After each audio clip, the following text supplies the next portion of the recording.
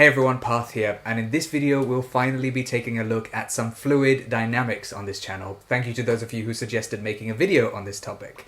If you enjoy it, please do hit the thumbs up button and subscribe for more fun physics content. Let's get into it. Now, fluid dynamics is an area of physics that deals with how fluids flow, as opposed to fluid statics, which deals with fluids when they're not flowing. Both fluid dynamics and fluid statics are branches of a bigger field known as fluid mechanics, which studies fluids in general. Now, a fluid is basically any substance that can flow, so generally liquids and gases. But of course, there is a more technical definition. This technical definition is that a fluid will deform continually if a shear stress is applied to it.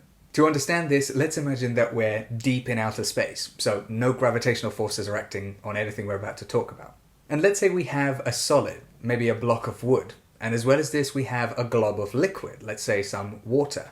Starting with a block of wood, we could imagine exerting what's known as a normal stress on this block, which is basically forces exerted perpendicular to the faces of this block. Or we could exert what's known as a shear stress, when we exert forces parallel to the faces. Let's ignore for now any rotation that we'd get in this block. What we're really looking for is some form of deformation.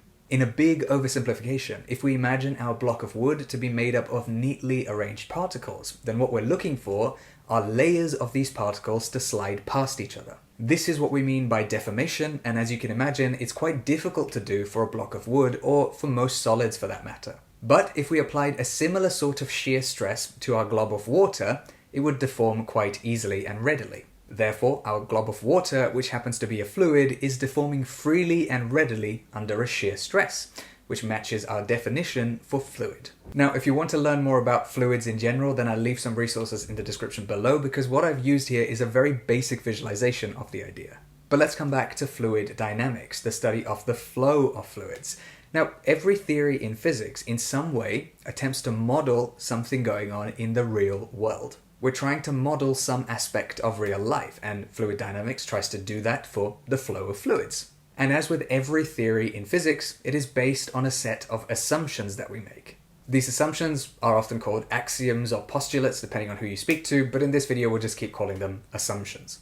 Usually they're assumptions about the thing that we happen to be studying, or assumptions about the universe in general, and when these assumptions are proven to be false, that's when we know the bounds or limits of our theory. And with that being said, let's take a look at some of the assumptions that fluid dynamics makes. Now, largely the assumptions of fluid dynamics are based on classical physics, the stuff that came before all the relativistic and quantum weirdness. One of them is conservation of mass. If we happen to be studying a particular fluid, its mass should not magically increase or decrease over time. Whatever happens to it, however it flows, its total mass should remain constant over time, unless we're looking at a scenario where we're somehow creating some fluid, for example. But this statement, that the total mass should remain the same over time, is a pretty bland one to make. It's not particularly useful, mathematically speaking. Instead, the conservation of mass is encoded in the mathematics of fluid dynamics in the following way.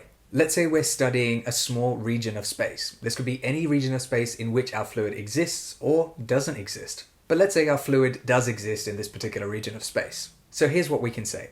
How quickly the amount of fluid mass in our region of space changes is equal to the amount of mass flowing in per second minus the amount of mass flowing out per second.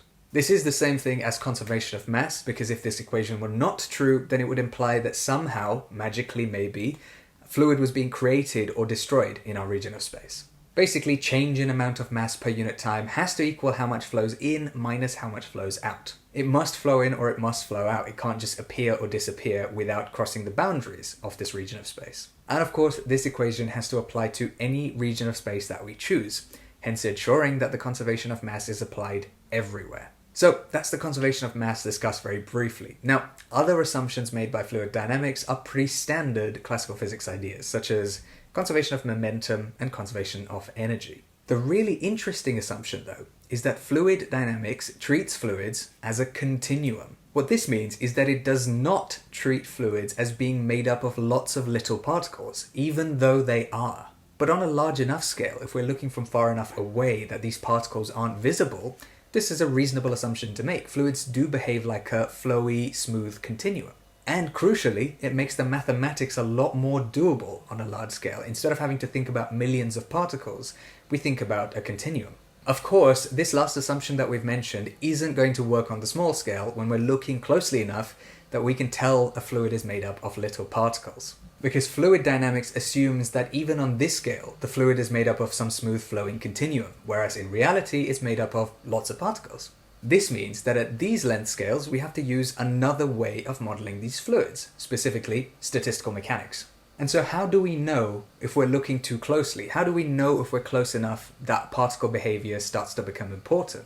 Well, there's actually a quantity that we can calculate, known as the Knudsen number, that allows us to work this out. And it's worth me mentioning, by the way, that all of these assumptions, conservation of mass, conservation of momentum, conservation of energy, and the continuum assumption, are general assumptions made by fluid mechanics, not just fluid dynamics. Now, as well as all of these assumptions that we've discussed, here's one more important thing that I feel you should know about. When studying fluids, it is very common to talk about what's known as a fluid element. A fluid element is basically a very, very small chunk of fluid, imagined to be infinitesimally small. We can apply all of our mathematics to a given fluid element to see how it changes over time, and in reality we actually want to do this to all the fluid elements in a particular fluid to build up a picture of how the whole fluid flows over time. As you can imagine, fluid dynamics is an extremely vast field with many practical applications. With a bit of modification, it can even be made relativistic. Or it can even be combined with electromagnetism in order to work out how conductive fluids behave in electromagnetic fields. Again, I'll leave some useful resources in the description below, but I hope this video has given you a basic overview of some of the ideas used in fluid dynamics. I personally feel like understanding the assumptions of fluid dynamics is pretty important from the get-go, because this sets you up nicely to learn stuff like the Bernoulli equation or the Navier-Stokes equation or anything else in fluid dynamics for that matter. And because this video was really such a basic video, I do want to make a few more on this particular topic on fluid dynamics, so let me know in the comments down below which part of fluid dynamics you'd like me to cover first. And with all of that being said, I'm going to finish up here. Thank you so much for watching. If you enjoyed this video, then please do hit the thumbs up button and subscribe for more fun physics content. I have some merch out now based on a quantum dice design that I had a lot of fun creating. If you'd like to check that out, then please go to the store tab on my channel or check the link in the description below. Also, if you'd like to check out my Patreon, there's a link to that as well in the description. Big thanks to my Giga patrons as well as everybody else who supports me on there. And thank you so much for watching this video. I will see you very soon.